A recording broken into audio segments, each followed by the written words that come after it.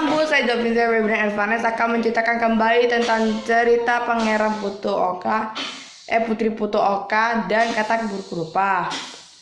Pada suatu di negeri Bali, di sana banyak banget yang makmur.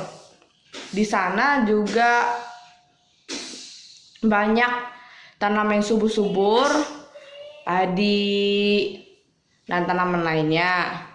Pada suatu itu, rakyat lupa bahwa dia harus bersyukur kepada Dewata. Namun membuat Dewata itu menjadi marah dan akhirnya dia menampakkan diri. Rakyat itu pun kabur, kecuali salah satu orang itu yang berani menentang Katak Buruk-Rupa itu, yaitu Pangeran Putu Oka. Nah, habis itu orang itu pun berkata, "Kenapa engkau mengganggu di tempat ini? Kami tidak ada salah kepadamu."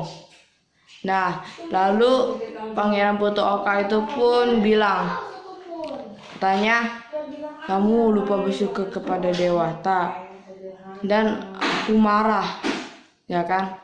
Nah, habis itu dia pun bilang, "Aku tahu kalau rakyat aku itu lupa, tapi nggak harus kayak gini juga," ya kan?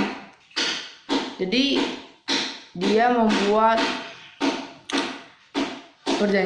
pergantian.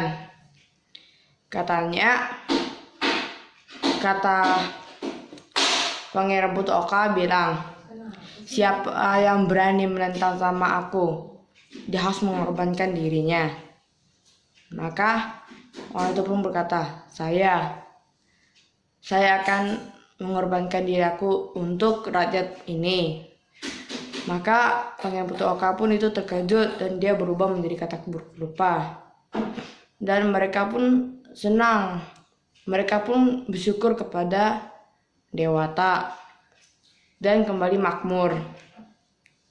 Maka Katak Buruk-Rupa itu pun bilang, "Aku tidak sia-sia melakukannya ini." Nah, habis itu dia berjalan menyeberangi suatu tempat ke suatu tempat yang lainnya.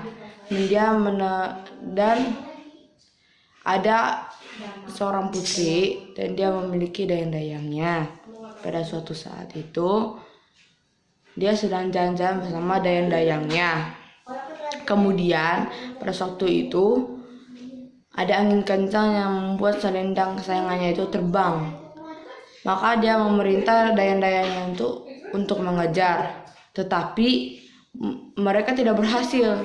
Maka dia bilang ke putri bahwa kami tidak bisa karena udah hanyut ke sungai. Maka dia pun hanya bisa sedih karena itu selendang kesayangan ibunya. Dia pun bilang kepada mamanya, dia minta maaf. Nah, mamanya taunya langsung marah kepada dia karena itu adalah selendang kesayangan milik ibunya juga. Maka dia disuruh untuk ngambil selendangnya. Apabila kagak dapat tidak boleh pulang. Dia pun bersedih. Dia bilang, "Kenapa selendangnya jatuh?" Maka tiba-tiba ada Katak Buruk-Rupa mengambilkan selendangnya dan katanya, "Kalau kamu mau ambil selendang ini, kamu harus menjadi pasangan aku." Dia pun menyetujuinya.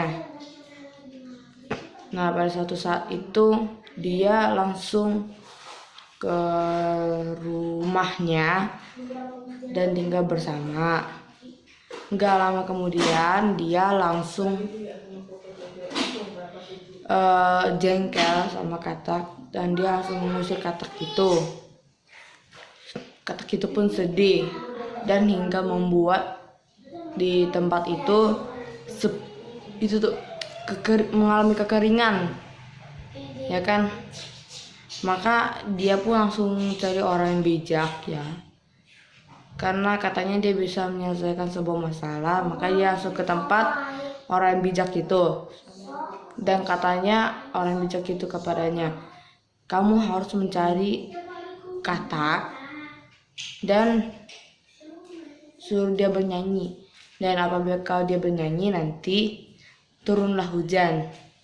Maka dia cari katak kemana-mana, tidak ketemu. Pun sudah mulai capek, dan dia pun untuk memutuskan mencari yang terakhir kalinya lagi. Karena dia sudah mulai capek, dia cari di sawah. Dan akhirnya dia pun melihat sang katak buruk rupa yang waktu itu yang dia pernah usir di sebelah batu, ya kan. Kemudian dia meminta tolong kepada katak untuk menurunkan hujan karena dia sudah tidak mampu lagi dilanda kekeringan. Katak itu pun setuju dengan syarat dia harus menikahinya. Dia pun setuju, maka katak-katak itu pun memanggil teman-temannya dan menyanyi sama-sama. Nggak lama hujan itu pun turun. Nah, lalu dia pun langsung menikah sama katak buruk rupa, dan katak buruk rupa itu terbebas dari kutukannya dan dia menjadi pangeran. Pesan moralnya itu adalah jangan egois kepada sesama dan berbuatlah baik. Terima kasih.